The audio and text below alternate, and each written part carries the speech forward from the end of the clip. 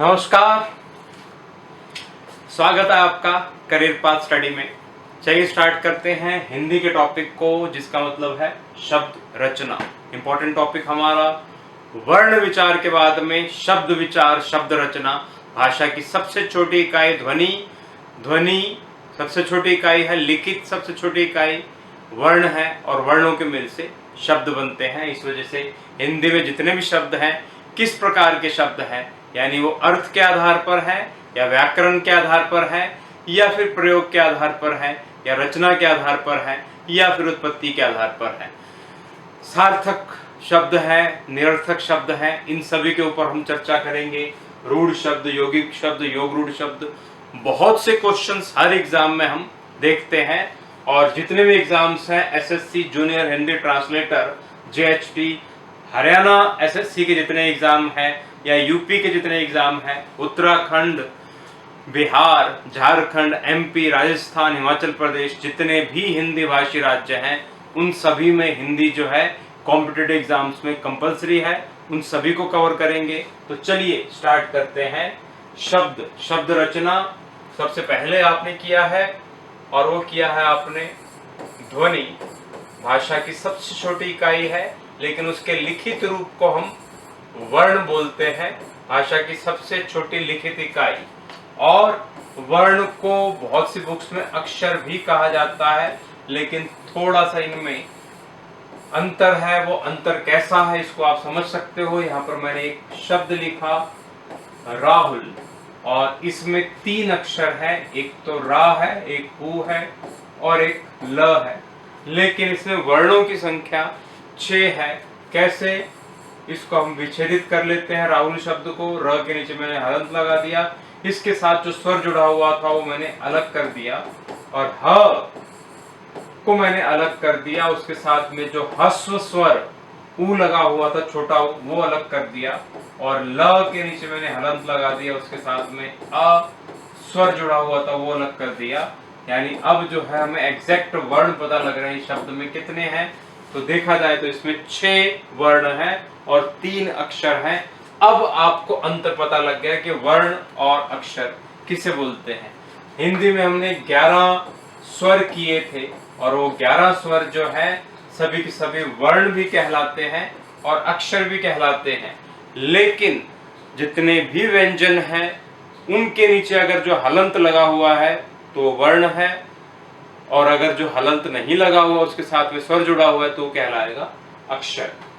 तो चलिए आगे बढ़ते हैं अब शब्द की तरफ। यानी हम ये बोलते हैं कि वर्णों के मेल से शब्द बनते हैं। वर्णों के मेल से शब्द बनते हैं।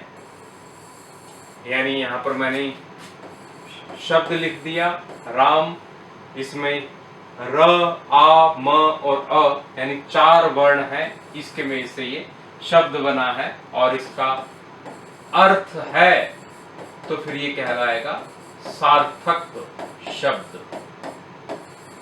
इसलिए देखा जाए तो शब्द 2 प्रकार के हैं। कौन से 2 प्रकार, यानी सार्थक और निरर्थक।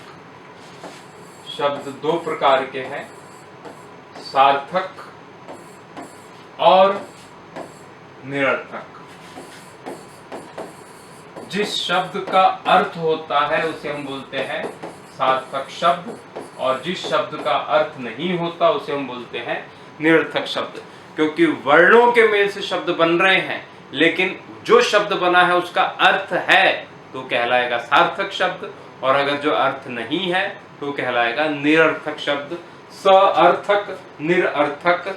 यानी यहाँ मैंने लिख दिया मित्र, इसका अर्थ निकल रहा है। यहाँ मैंने लिख दिया दिन, इसका अर्थ निकल रहा है।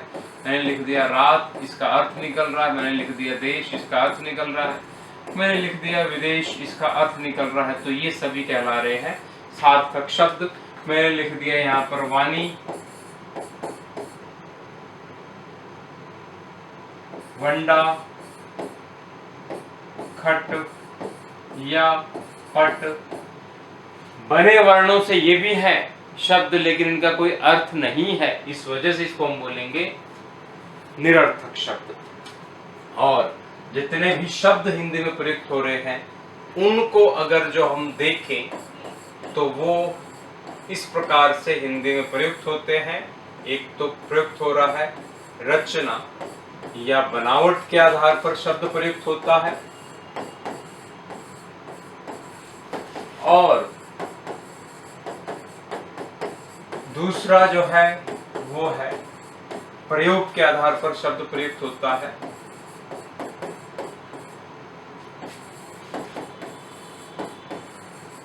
और इसके अलावा जो है आपका उत्पत्ति के आधार पर, यानी जितने भी शब्द हिंदी में प्रयुक्त होते हैं उनकी उत्पत्ति कहाँ से हुई, किस किस भाषा से ली गई, उसे हम बोलेंगे उत्पत्ति के आधार पर शब्द।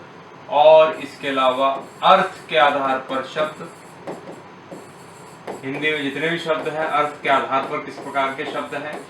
और लास्ट जो है व्याकरणिक प्रकार्य या व्याकरण में प्रयोग के आधार पर शब्द। तो हम ये देख सकते हैं कि हिंदी में जितने भी शब्द प्रयुक्त हो रहे हैं वो 5 प्रकार से प्रयुक्त हो रहे हैं। रचना या बनावट के आधार पर प्रयुक्त हो रहे हैं, प्रयोग के आधार पर प्रयुक्त हो रहे हैं, उत्पत्ति के आधार पर प्रयुक्त हो रहे हैं, अर्थ के आधार पर प्रयुक्त हो रहे हैं, और व्याकरण में प्रयोग के आधार पर प्रयुक्त हो रहे हैं। तो 5 प्रकार से प्रयुक्त होते हैं। तो सबसे पहले हम करेंगे रचना या बनावट के आधार पर शब्द। तो रचना या बनावट के आधार पर शब्द जो है 3 प्रकार के शब्द होते हैं।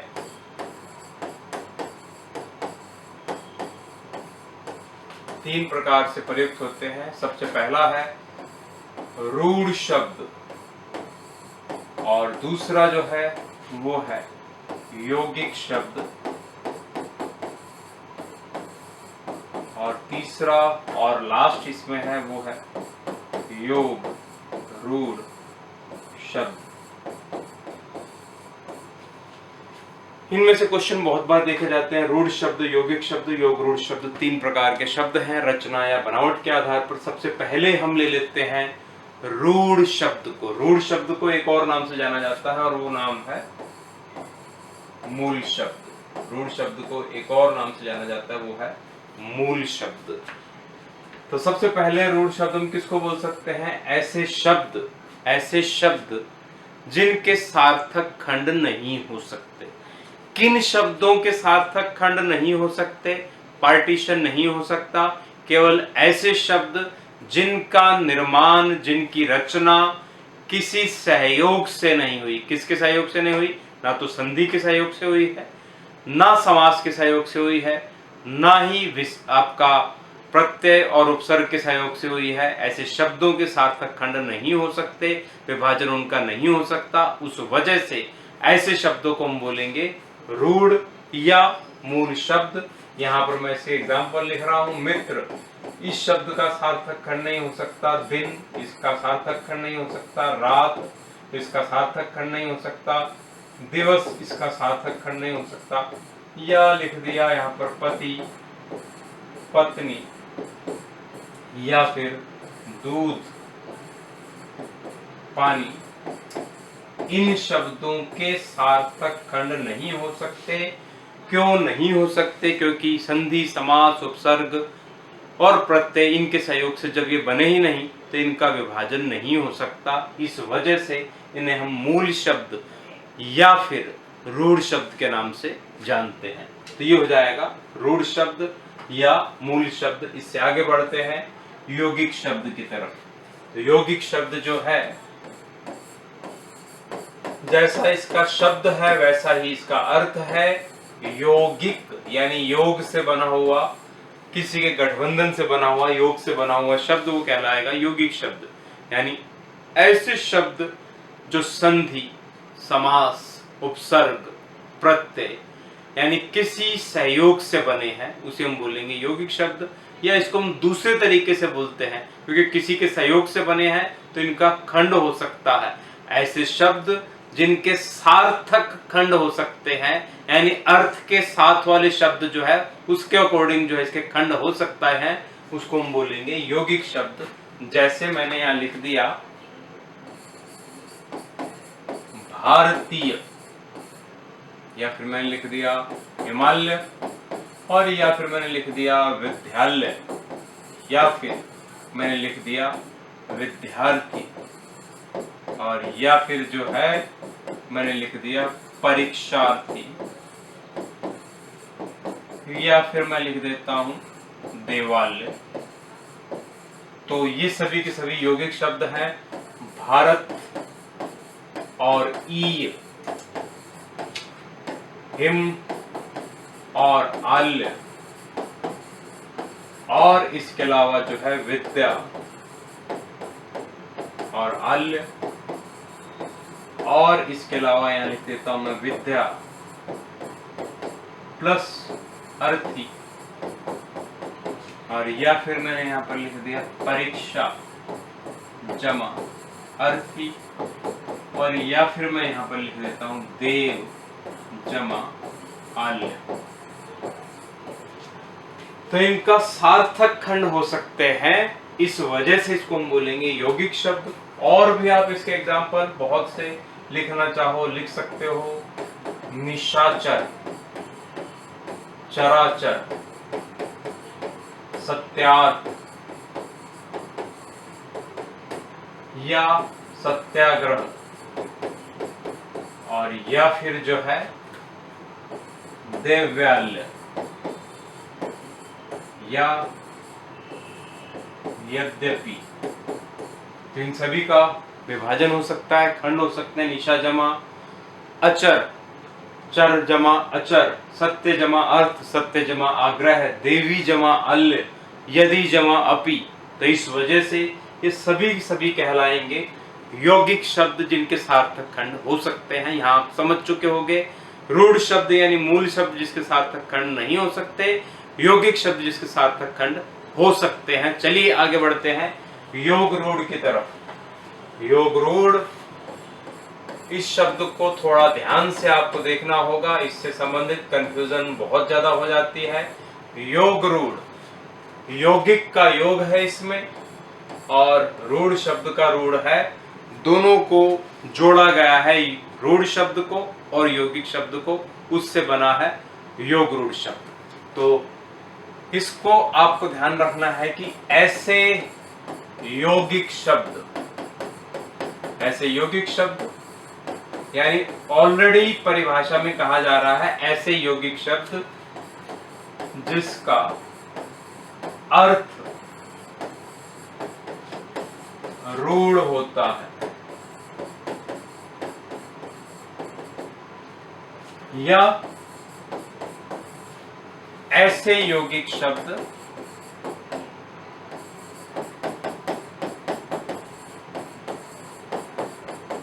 जो विशेष अर्थ प्रस्तुत करते हैं।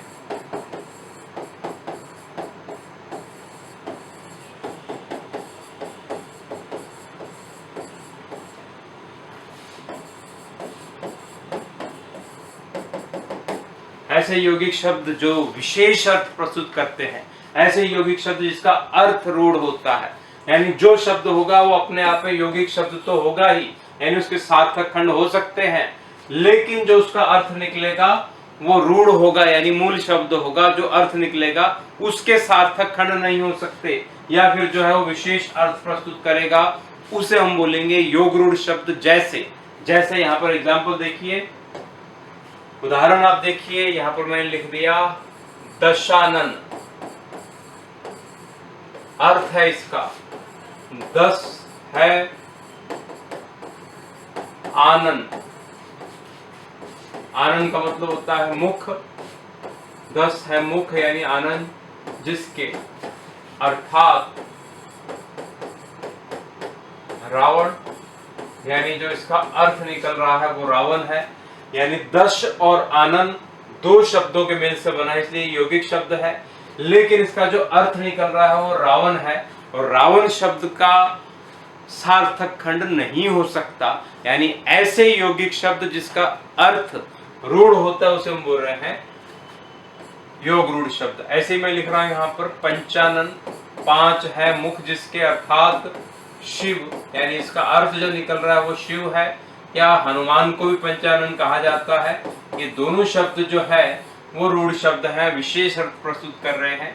या फिर मैंने यहाँ पर लिख दिया पीताम्बर, पित है अंबर जिसका, पीला है वस्त्र जिसका अर्थात श्री कृष्ण, और या फिर पीतांबर जो है श्री कृष्ण के साथ साथ विष्णु के लिए भी प्रयुक्त होता है, और ये दोनों शब्द जो है वो रूढ़ शब्द है।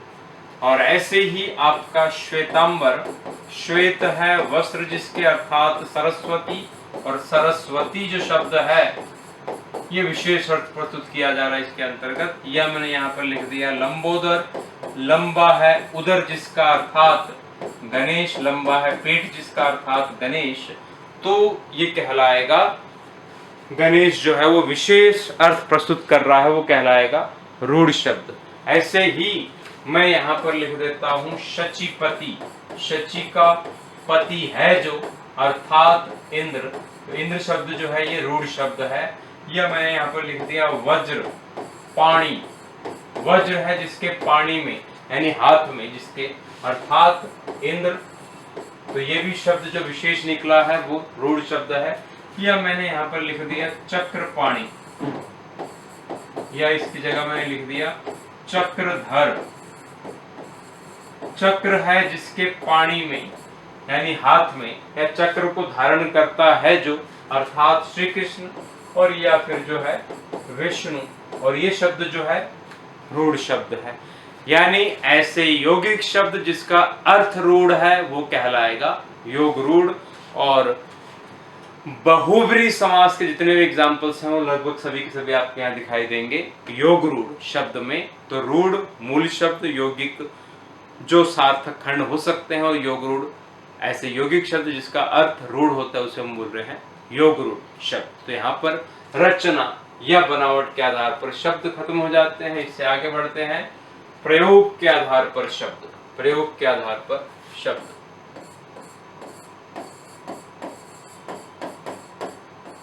प्रयोग के आधार पर शब्द जो है दो प्रकार के होते हैं। और कौन से दो प्रकार? विकारी और अविकारी। अविकारी को हम अव्यय के नाम से भी जानते हैं।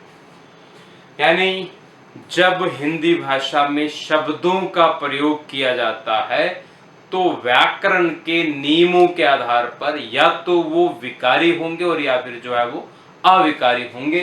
विकारी यानी परिवर्तनशील, जिनमें चेंज हो सकता है, विकार उत्पन्न हो सकता है। और विकार उत्पन्न होता है लिंग, वचन और कारक के आधार पर।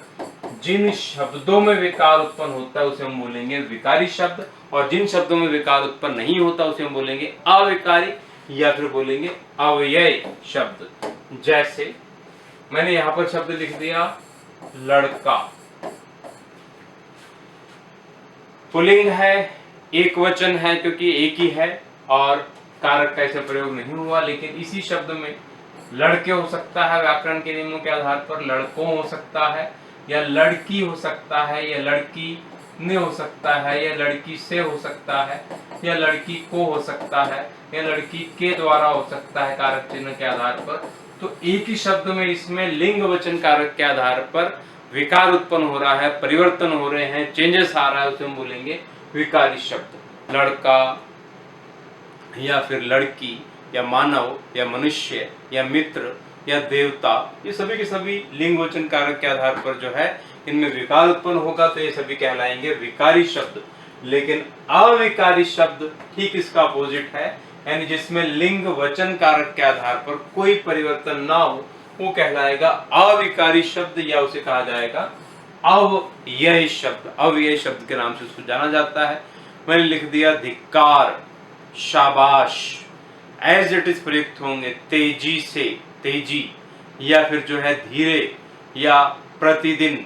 ऐसे शब्द हैं जिनमें लिंग वचन कारक के आधार पर कोई परिवर्तन नहीं होता, वो कहलाएंगे अविकारी शब्द, या फिर जो है उसे हम बोलेंगे अव्यय शब्द। इनका प्रयोग आगे व्याकरण में बहुत ज्यादा प्रयुक्त होगा, उसको हम आगे और ज्यादा जो है डिटेल में डिस्कस करेंगे। 4 टॉपिक आगे चलते हैं इसे, और वो है आपका उत्पत्ति के आधार पर शब्द। यानी विकारी शब्द जो है वो हमने किया है कि हिंदी में हम 4 टॉपिक संज्ञा, सर्वनाम, विशेषण और क्रिया, ये चारों शब्द जो है, चारों टॉपिक जो है विकारी से संबंधित आएंगे। इसमें जितने भी शब्द प्रयुक्त होंगे वे विकारी कहलाएंगे।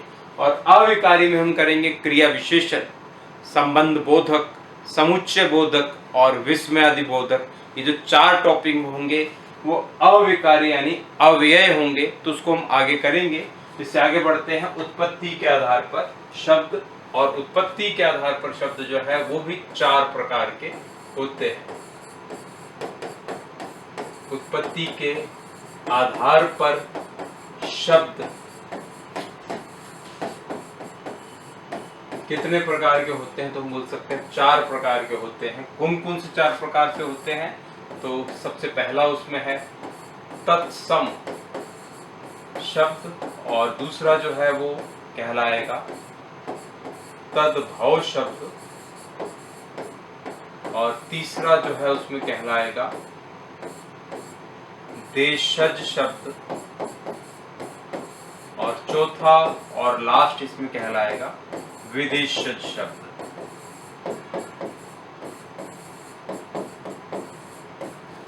तत्सम शब्द, इसका शाब्दिक अर्थ है तत्सम, यानी उसके समान, उसके जैसा। हिंदी में जितने भी शब्द प्रयुक्त हो रहे हैं, ज्यादातर बहुत सी भाषाओं के शब्द हिंदी में प्रयुक्त हो रहे हैं। विश्व की समृद्ध भाषाओं में से एक है हिंदी भाषा, और ज्यादातर शब्द जो है हिंदी में संस्कृत के शब्द हैं, और संस्कृत के शब्द हिंदी में 2 प्रकार से प्रयुक्त होते हैं। एक तो संस्कृत के शब्द ऐसे हैं जो एज इट इज हिंदी में प्रयुक्त हो जाते हैं, और दूसरे संस्कृत के शब्द ऐसे हैं जो लिए तो संस्कृत से गए हैं लेकिन कुछ परिवर्तन के बाद प्रयुक्त होते हैं। तो संस्कृत के ऐसे शब्द जो एज इट इज हिंदी में प्रयुक्त होते हैं वो तत्सम कहलाएंगे, और संस्कृत के ऐसे शब्द जो संस्कृत से बने हुए हैं लेकिन हिंदी में कुछ परिवर्तन के बाद प्रयुक्त होंगे तो कहलाएंगे तद्भव शब्द। भारतीय प्रादेशिक भाषाओं से लिए गए शब्द आगे देशज कहलाएंगे, और विदेशी भाषाओं से लिए गए शब्द जो है विदेशज कहलाएंगे। तो सबसे पहले देख लेते हैं तत्सम शब्दों को, यानी संस्कृत के शब्द, संस्कृत के शब्द जो उसी प्रकार से हिंदी में भी प्रयुक्त होते हैं, उसी प्रकार से हिंदी में भी प्रयुक्त हो रहे हैं, तो वो कहलाएंगे तत्सम शब्द। जैसे मैंने यहाँ पर लिख दिया घृत, एक शब्द लिख दिया घृत, या फिर लिख दिया नृत्य, या लिख दिया यहाँ मैंने पंक्ति, या मैंने लिख दिया ससुरिका, और शब्द लिख दिया यहाँ पर मैंने चंद्र, एक और शब्द लिख देता हूं मैं चंद्रिका,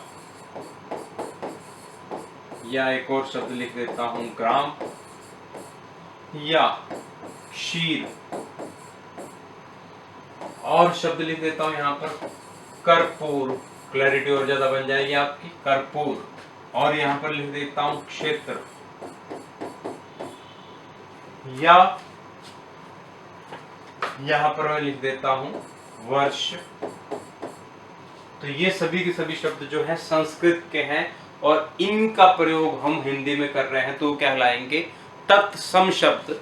लेकिन कुछ परिवर्तन के साथ प्रयुक्त करेंगे तो फिर जो है ये कहलाएगा तद्भव शब्द। यानी मैंने घृत की जगह पर यहाँ लिख दिया घी, तो ये तद्भव हो जाएगा। नृत्य की जगह लिख दिया नाच, ये तद्भव हो जाएगा। यानी पंक्ति की जगह लिख दिया पांत, तद्भव हो जाएगा। ससुरिका की जगह पर मैंने लिख दिया सास, तद्भव हो जाएगा ये।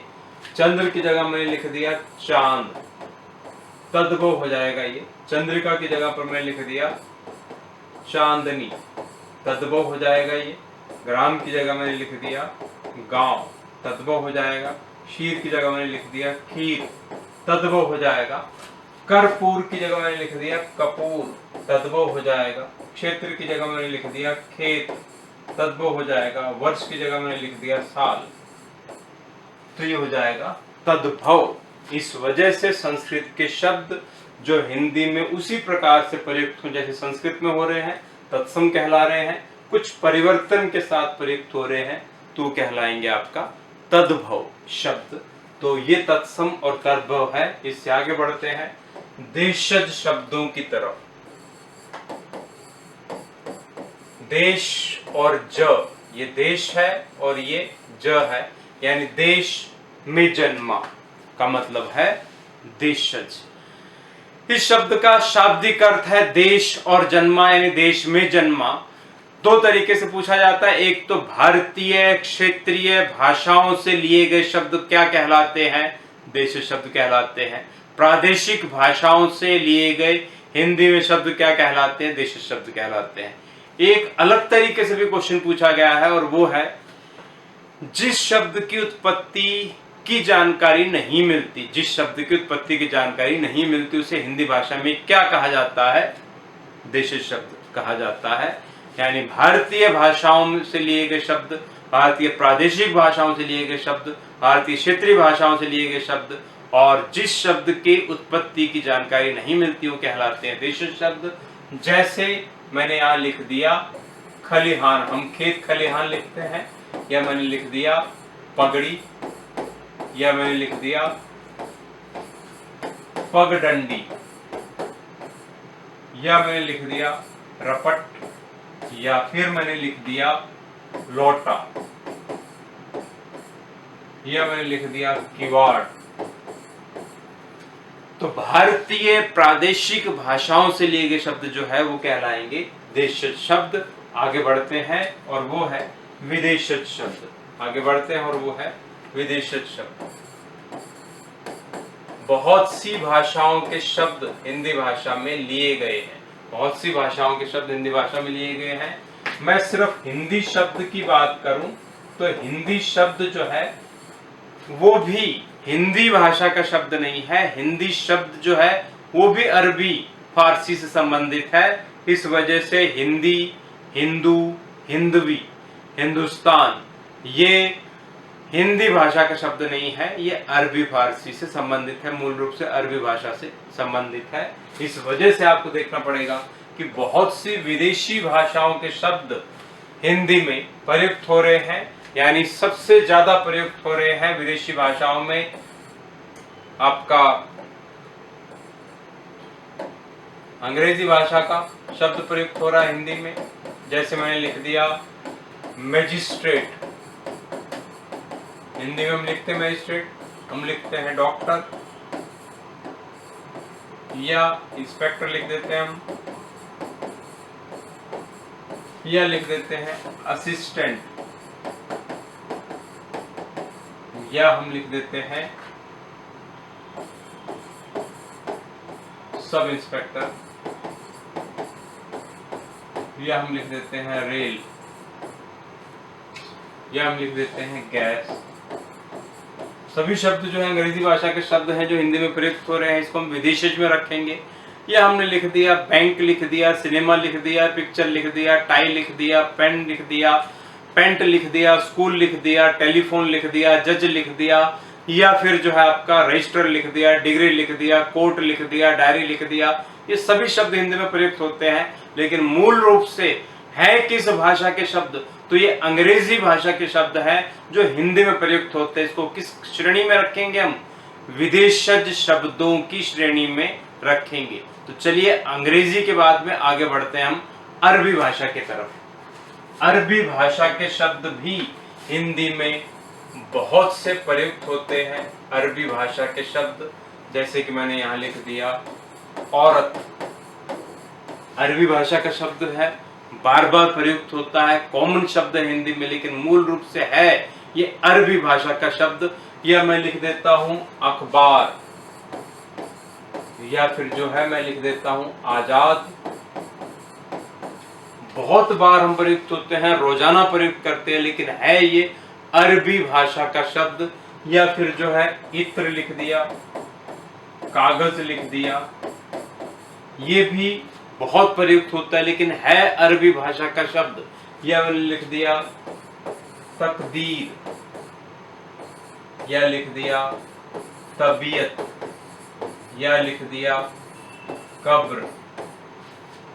बहुत बार प्रयुक्त होता है, लेकिन है अरबी भाषा का शब्द। या लिख दिया कुरान, या फिर लिख दिया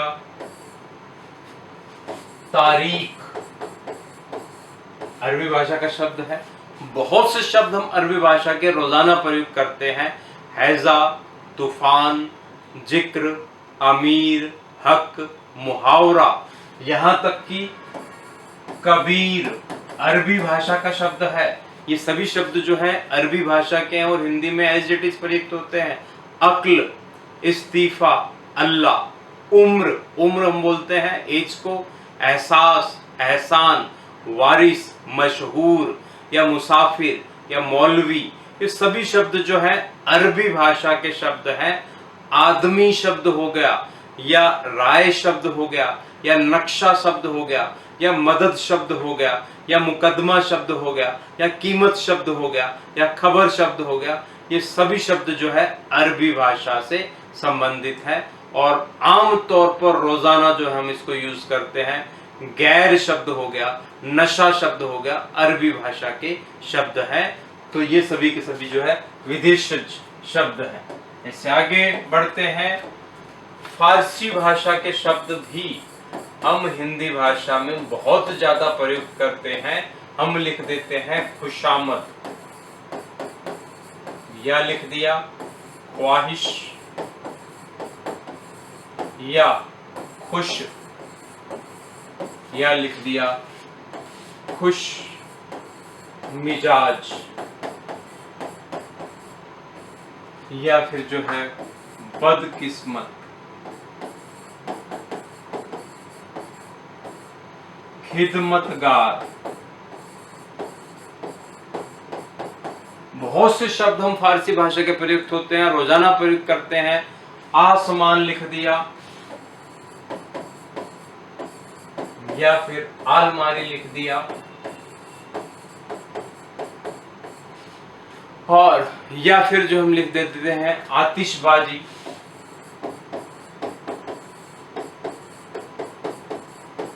फारसी भाषा के शब्द हैं, रोजाना प्रयोग करते हैं। अदा, अश्क, आवाज, आवारा, या फिर आईना, या फिर आफत आ गई, हम बोलते हैं आफत शब्द जो है फारसी भाषा का शब्द है।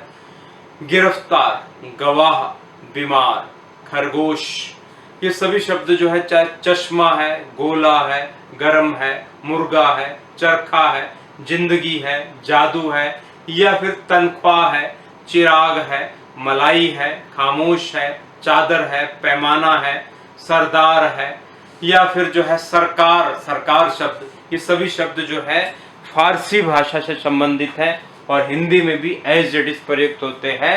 तो ये सभी के सभी कहलाएंगे विदेशज शब्द। इससे आगे बढ़ते हैं, पुर्तगाली भाषा के बहुत से शब्द हिंदी में प्रयुक्त होते हैं। पुर्तगाली भाषा, पुर्तगालियों ने लंबे टाइम तक जो है भारत के साथ व्यापार किया था, यूरोपियन कंपनीज में सबसे पहले आए थे। इस वजह से इस भाषा के भी बहुत से शब्द हिंदी में प्रयुक्त होते हैं, जैसे आल्पीन, आल्पीन, तंबाकू, तंबाकू भारत में लेकर ही पुर्तगाली आए थे और वो शब्द एज इट इज यूज होता है। या मैं लिख देता हूं बाल्टी, या मैं लिख देता हूं फीता, फीता शब्द हम बहुत यूज करते हैं। इसके अलावा तौलिया, साबुन, पायजामा, पुर्तगाली भाषा का शब्द है। इसके अलावा भी हमने बहुत से शब्द यूज करते हैं, पिस्तौल शब्द यूज करते हैं, गोभी शब्द यूज करते हैं, पादरी, पिस्तौल, ये सभी शब्द जो है पुर्तगाली भाषा के शब्द हैं। स्त्री शब्द, जो प्रेस करने वाली स्त्री है उसके लिए स्त्री शब्द जो यूज होता है पुर्तगाली भाषा के शब्द है। परात, परात, पतलून शब्द है। अचार, हम खाने का जो अचार यूज करते हैं अचार, वो भी जो है पुर्तगाली भाषा का शब्द है। या फिर जो है इस्पात शब्द यूज करते हैं, लोहे के लिए इस्पात शब्द यूज होता है।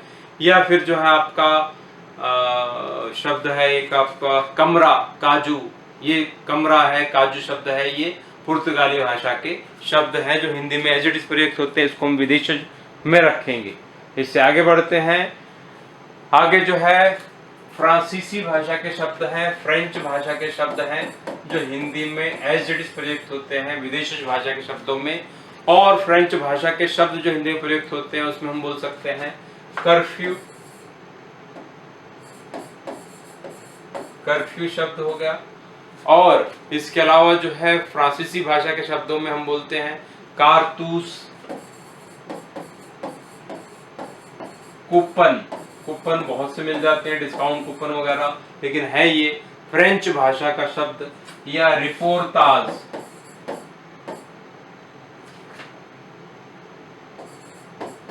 रिपोर्टाज ये शब्द भी जो है वो फ्रांसीसी भाषा का शब्द है। इसके अलावा हम चलते हैं चीनी भाषा के शब्दों की तरफ। चीनी भाषा के बहुत से शब्द हिंदी भाषा में प्रयुक्त होते हैं। चीन, या मैंने लिख दिया यहाँ पर चीकू, या फिर लिख दिया चाय, या लिख दिया लीची। तो ये सभी शब्द जो है चीनी भाषा के शब्द हैं जो हिंदी में भी एज इट इज प्रयुक्त होते हैं। तूफान शब्द लिख दिया, ये भी चीनी भाषा का शब्द है, ये भी चीनी भाषा का शब्द है। इससे आगे बढ़ते हैं। विदेशज भाषा के शब्दों में और भी बहुत से शब्द प्रयुक्त होते हैं जिनमें हम बोल सकते हैं तुर्की भाषा के शब्द। तुर्की भाषा के शब्द बहुत से प्रयुक्त होते हैं, फ्रीक्वेंटली प्रयुक्त होते हैं। जैसे कि मैंने लिख दिया यहाँ पर चाकू, या लिख दिया कैंची। तुर्की भाषा के शब्द बहुत से प्रयुक्त होते हैं हिंदी में। तोप शब्द लिख दिया, या बंदूक शब्द लिख दिया।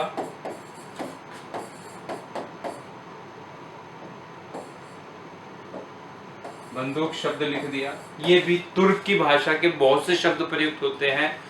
हम बोल सकते हैं कुली, चेचक। उर्दू, उर्दू हम बात करें तो उर्दू वैसे तो एक भाषा है, लेकिन किस भाषा का शब्द है तो ये तुर्की भाषा का शब्द है। इसके अलावा दरोगा, बावर्ची, या फिर जो हम तलाश, तमगा, ये शब्द बहुत से यूज करते हैं। लफंगा शब्द बहुत यूज करते हैं। सौगात शब्द बहुत यूज करते हैं। लाश, लाश शब्द बहुत यूज करते हैं। या फिर जो है मुगल शब्द यूज करते हैं हिस्ट्री में, या फिर बहादुर शब्द यूज करते हैं। ये सभी शब्द जो है तुर्की भाषा के शब्द हैं जो हिंदी में एज इट इज प्रयुक्त होते हैं। इनको हम विदेशी शब्दों में रखेंगे। इसके अलावा डच भाषा के शब्द रखते हैं हम तुरुप, तुरुप, तुरुप का पत्ता बोलते हैं ड्रिल, ड्रिल डच भाषा का शब्द है।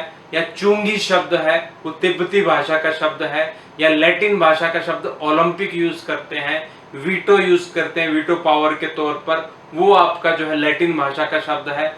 बुजुर्ग शब्द यूज करते हैं, बुजुर्ग बहुत यूज करते हैं, लेकिन है वो रूसी भाषा का शब्द, रशियन लैंग्वेज का शब्द। तो ये सभी के सभी जो है विदेशी शब्द कहलाएंगे। तो इससे आगे बढ़ते हैं अर्थ के आधार पर शब्द। अर्थ के आधार पर शब्द जो है वो भी आपको देखने होंगे। अर्थ के आधार पर शब्द जो है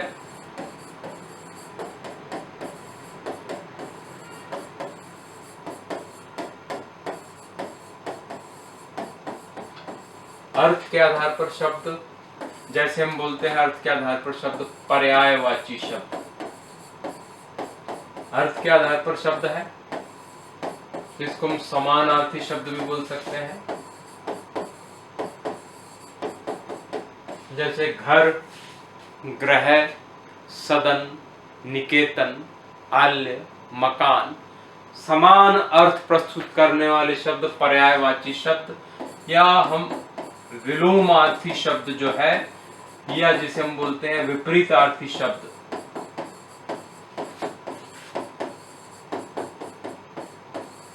अर्थ के आधार पर शब्द है, या अनेकार्थक शब्द है।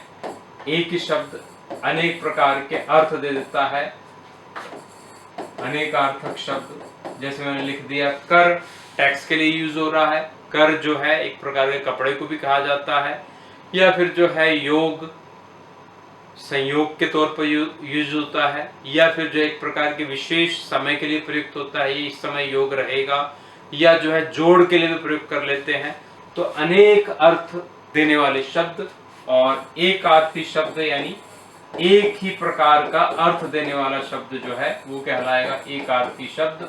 ये आगे अलग से टॉपिक है, हम इसको कवर करेंगे, लेकिन आपको ये ध्यान रखना है कि अर्थ के आधार पर शब्द जो है वो 4 प्रकार के होते हैं। कौन कौन से? पर्यायवाची शब्द, विलोमार्थी शब्द यानी अपोजिट अर्थ देने वाले शब्द, सुख दुख रात दिन जैसे अनेकार्थक शब्द और एकार्थी शब्द। और लास्ट जो है वो है व्याकरण में प्रयोग के आधार पर शब्द। पांचवा और लास्ट जो है वो है व्याकरण में प्रयोग के आधार पर शब्द।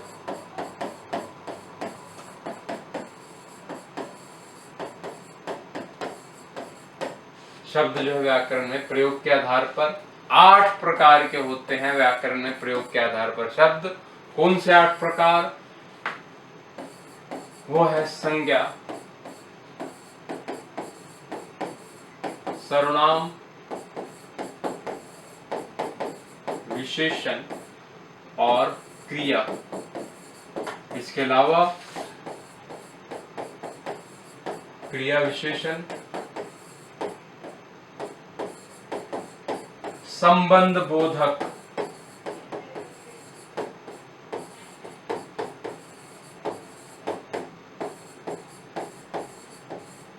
समुच्चय बोधक और लास्ट जो है वो है विस्मयादि बोधक।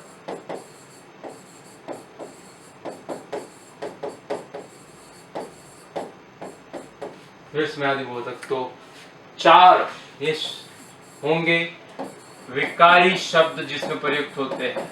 वो है ये 4 व्याकरण में प्रयोग के आधार पर शब्द। इनके लिए जितने भी शब्द प्रयुक्त होंगे वो विकारी शब्द होंगे और इन चारों के लिए जो प्रयुक्त होंगे वो कहलाएंगे अव्यय यानी अविकारी शब्द। तो इसलिए व्याकरण में प्रयोग के आधार पर शब्द कितने प्रकार के होते हैं तो आपको करना पड़ेगा 8 प्रकार के होते हैं। कौन कौन से 8 प्रकार? संज्ञा, सर्वनाम, विशेषण, क्रिया, क्रिया विशेषण, संबंध बोधक, समुच्चय बोधक और विस्मयादि बोधक 8 प्रकार के होते हैं व्याकरण में प्रयोग के आधार पर। और इन 8 प्रकार को बोल सकते हैं 4 विकारी और 4 जो है आपके अविकारी, जिसको हम अव्यय भी बोल सकते हैं। पूरा ग्रामर हम कवर करेंगे, लेकिन उस जितने भी शब्द हैं हिंदी में जो शब्दों की रचना है वो कितने प्रकार की है तो 5 प्रकार की है। कौन से 5 प्रकार? रचना या बनावट के आधार पर, प्रयोग के आधार पर, उत्पत्ति के आधार पर, अर्थ के आधार पर और व्याकरण में प्रयोग के आधार पर। तो ये टॉपिक यहाँ पर खत्म हो जाता है। इसमें किस तरीके के क्वेश्चन आते हैं एग्जाम्स में, इस टॉपिक से कैसे क्वेश्चन आ चुके हैं उससे संबंधित जो है जल्द ही आपके सामने प्रैक्टिस सेट के साथ में प्रकट होऊंगा। तब तक आप इसको कवर कीजिए प्रैक्टिस सेट करके, और ज्यादा क्लैरिटी आपकी आएगी। अगर जो आपने अभी तक इस चैनल को सब्सक्राइब नहीं किया तो प्लीज कर लीजिए और ज्यादा से ज्यादा जो है शेयर कीजिए, जिससे कि ज्यादा से ज्यादा जो है हेल्प मिले अदर्स को भी। तो चलिए, तब तक के लिए नमस्कार। शब्द रचना हमने किया है, लेकिन उसमें ये टॉपिक जो है आपका छोटा सा पार्ट छूट गया था और वो है संकर शब्द। इससे संबंधित भी बहुत से क्वेश्चंस पूछे जाते हैं। यानी क्वेश्चन 4 ऑप्शन दे दिए और पूछा गया कि इनमें से कौन सा संकर शब्द है, जिसको हम बोल सकते हैं मिश्रित शब्द। आपको ध्यान रखना होगा मिश्रित शब्द। संकर या फिर जो है मिश्रित शब्द किसे बोलते हैं तो 2 भाषाओं के योग से बनने वाला शब्द जो है वो कहलाता है संकर शब्द। ये आपको ध्यान रखना होगा। जैसे मैंने यहां लिख दिया शब्द छायादार, छायादार शब्द लिख दिया, या फिर लिख दिया रेलगाड़ी शब्द। 2 भाषाओं के मेल से बना है क्योंकि इसमें छाया है और दार शब्द है। छाया संस्कृत भाषा का शब्द है और दार जो है आपका फारसी भाषा का शब्द है। दार फारसी भाषा का शब्द है। यह मैंने लिख दिया रेल गाड़ी। रेल जो है आपको पता है अंग्रेजी भाषा का शब्द है और इसके अलावा गाड़ी जो है वो देशज शब्द है, भारतीय प्रादेशिक भाषाओं से लिया गया शब्द है। इस वजह से ये कहलाएगा संकर शब्द। मैंने लिख दिया यहाँ पर अश्रु गैस। तो अश्रु जो है वो किस भाषा का शब्द है? अश्रु संस्कृत भाषा का शब्द है, और गैस जो है वो आपको पता ही है अंग्रेजी भाषा का शब्द है। तो इन सभी को हम बोलेंगे संकर या मिश्रित शब्द। इसके अलावा मैंने लिख दिया पानदान। पानदान शब्द लिख दिया।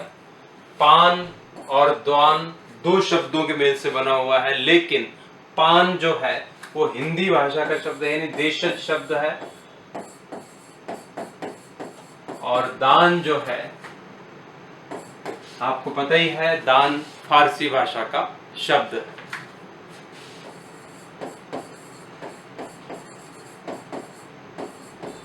फारसी भाषा का शब्द है।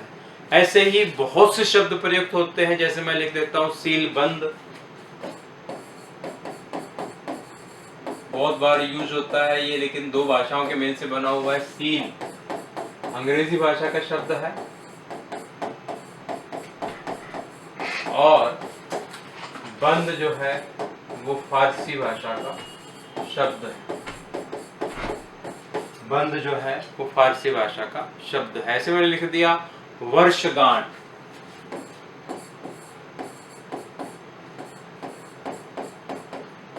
वर्षगांठ, तो वर्ष एक अलग शब्द है जो संस्कृत भाषा का शब्द है, और गांठ जो है वो अलग शब्द है जो देशज शब्द है, जिसे हम बोल सकते हैं हिंदी भाषा का शब्द। ऐसे ही हमने लिख दिया जांचकर्ता। तो जांच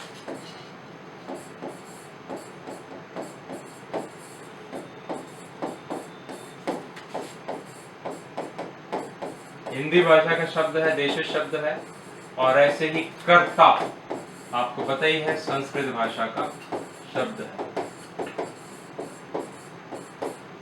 या फिर मैं लिख देता हूं उड़न तश्तरी।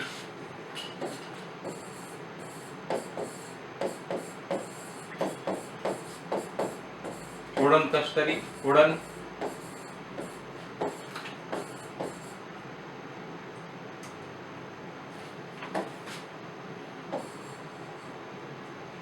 उड़न किस भाषा का शब्द है? तो हिंदी यानी देशज शब्द है,